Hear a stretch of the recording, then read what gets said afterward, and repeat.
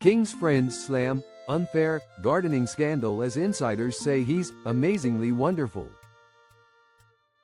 Claims that King Charles was difficult to work for at Highgrove have been pushed back by friends and former staff, following a media report that cited discontent among the estate's gardening team.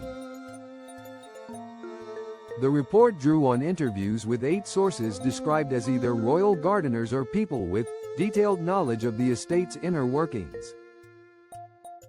However, friends of the king have questioned some of the more critical assertions. One claim that caused upset was the suggestion that Charles had rebuked a gardener for not knowing the name of a flower. But according to a source familiar with the incident, this was not the reason for the king's frustration. He was not being beastly to this man, the source told the Mail. The fact is he was ambushed over a matter, and it was this that he was cross about. The alleged issue, they said, was that the gardener had requested the king hire a friend of his with no gardening experience. Another detail under scrutiny is a controversy surrounding the removal of ragwort. The Sunday Times reported that a single plant was flagged for removal in a part of the garden not maintained by the team, but friends of the king disputed this. It is an invasive and noxious weed and hardly seems unreasonable to request its removal, one friend said, noting ragwort's potential to harm animals. As monarch, Charles no longer spends as much time at Highgrove as he once did. When he was the Prince of Wales, he often based his team at the estate to maximize his time in the garden. Now, in addition to his ongoing cancer treatment, he must divide his attention across several royal residences, including Sandringham and Balmoral, where he has also taken an active interest in the gardens. He sees the gardens as an important part of his legacy, one close friend explained.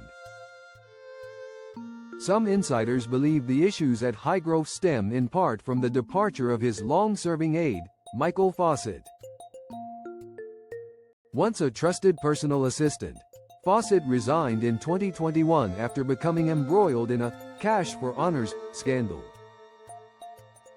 Since then, friends say, Charles's inner circle has not quite run as smoothly.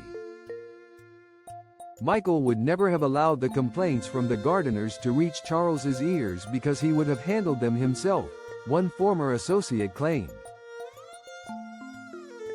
Despite recent reports, insiders insist there is no widespread dissatisfaction among staff. Only one grievance was lodged in 2024 fifths, they said, despite Charles employing nearly 500 people. Staff turnover is reportedly less than half the national average, and workers have received cumulative pay rises of 15 to 19% since 2022. Few former gardeners have spoken publicly about the row, but Jack Stokes, who worked at Highgrove for 20 years and was a senior gardener, said he believed some of the criticism was unjustified. The world of gardening is known for its low pay, and I myself ended up leaving Highgrove after 20 years, he said. I had a back operation and, for want of a better word, did experience getting burnt out as a result, as you would doing certain jobs regularly. Things had changed. The King's Foundation took the garden on, so it was the right time for me to leave. I never had an issue with the king or with his family. They are all amazingly wonderful people. I don't think this should be aimed quite at him. He's employed the foundation and, yes, he's part of the foundation, but they are running the garden.